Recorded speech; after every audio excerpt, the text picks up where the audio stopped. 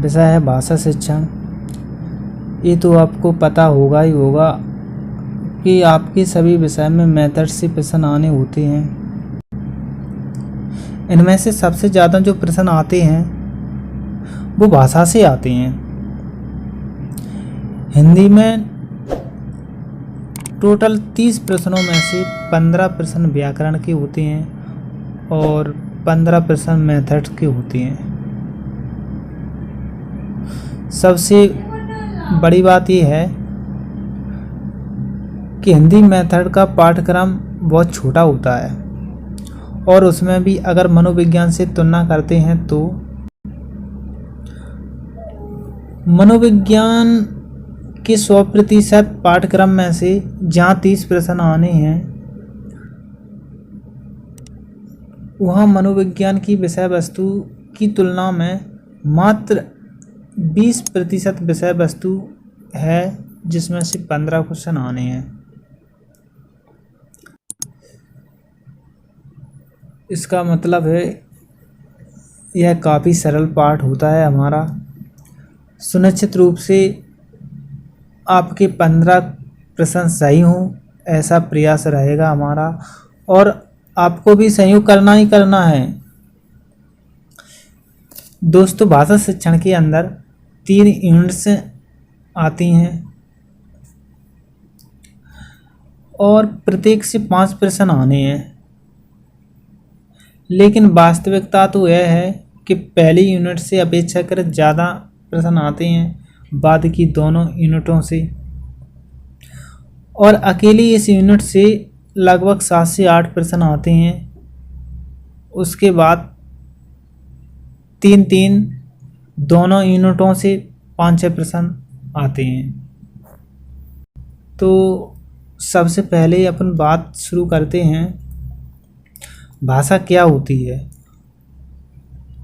और फिर एक बालक में भाषा का विकास कैसे होता है, भाषा मनोविज्ञान क्या होता है, भाषा का रूप कैसा होता है, भाषा का बिंब कैसा होता है।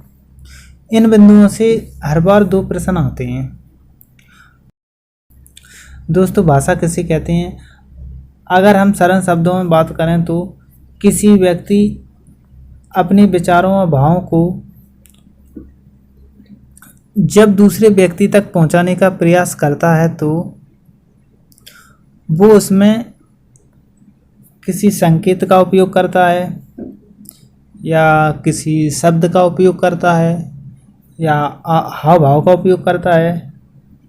यदि वह अपने विचारों को किसी भी रूप में दूसरे तक पहुंचा देता है तो वह अपने आप में भाषा होती है। यदि हम पुरातन समय के अनुसार बात करें तो भाषा जो होती है वो केवल शब्द नहीं होते,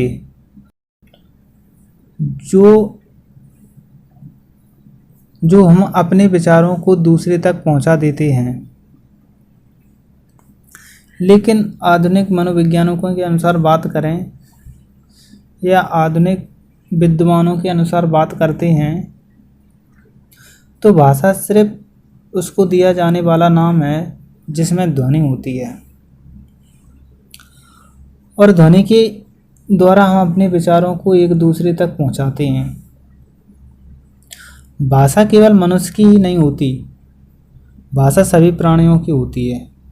चाहे आप पक्षियों की बात करें तो उनकी भी अपनी भाषा होती है, चाहे आप जानवरों की बात करें तो उनकी भी अपनी भाषा होती है। दूसरे जितने भी प्राणी हैं सबकी अपनी अपनी भाषा होती है, चाहे नभचर हों, चाहे जलचर हों, चाहे थलचर हों। इसके कई तरह के प्रमाण आपको देखने को मिलते हैं। हम इस प्रकार से सोच सकते हैं कि कई जानवर हम पालते हैं और आपने देखा होगा जो पाले हुए जानवर हैं उन जानवरों को यदि आप कोई निश्चित नाम देते हैं और फिर उसी नाम से पुकारते हैं तो वे समझ जाते हैं और अपने पास चले आते हैं। चाहे वो कुत्ता हो, चाहे गाय हो, चाहे भैंस हो। जब उनको निश्चित नाम देकर बार बार पुकारते हैं तो उन पर प्रभाव पड़ता है। उनकी अपनी खुद की भाषा होती है। जैसे एक गाय का बछड़ा बाड़े के अंदर है और गाय बाहर आकर रमाती है या आवाज़ लगाती है, तो बछड़ा भी उसको वापस जवाब देता है। इसका मतलब उनकी भी अपनी भाषा होती है और वे अपनी भाषा को समझते हैं, यानी पक्षी पक्षी की भाषा को समझते हैं।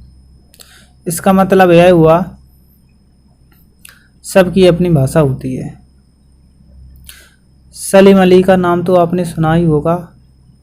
सलीम अली को बर्डमैन कहा जाता है। वे पक्षियों से बात कर सकते हैं, उनकी भाषा को समझ सकते हैं। छोटे से छोटे प्राणी की बात करें तो आपको ध्यान होगा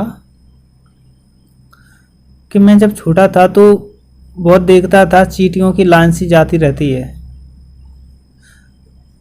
मैं जब कभी आप देखना नज़दीक से दो चींटियां पास पास में आकर के थोड़ी देर बातचीत करती हैं और फिर रवाना हो जाती हैं, तो उनकी भी कोई भाषा होती है।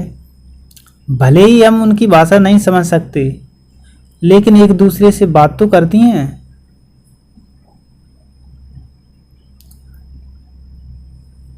तभी तो कुछ समय के लिए रुकती हैं, और कई बार तो आपने क्रिया प्रतिक्रिया भी देखी होगी। जैसे इधर से जाने वाली चींटी उसके साथ उसके पीछे या उधर उधर जाने लगती है। इससे बिल्कुल स्पष्ट होता है कि निश्चित रूप से उनकी अपनी कोई भाषा होती है। अब बात आती है कि यहाँ आपको क्या पूछा जा सकता है। यहाँ आपको मूल रूप से उस भाषा के बारे में पूछा जाएगा जिसमें ध्वनि होती है, जिसमें शब्द होते हैं, क्योंकि हमारा जो पाठ्यक्रम है उस भाषा को लेकर है जिसमें ध्वनि और शब्द होते हैं। यहाँ कुछ विशेष प्रकार के विद्वानों के विचार को भी आपको देखना होगा, जिन्होंने भाषा को लेकर अपने अपने विचार व्यक्त किए हैं। इनमें से 2-3 विचार बहुत महत्वपूर्ण हैं, जिनमें से अधिकतर प्रश्न आते हैं और फिर आने की संभावना भी बनती है। कुछ लाइन आप लिखें, फिर आगे की बात करते हैं।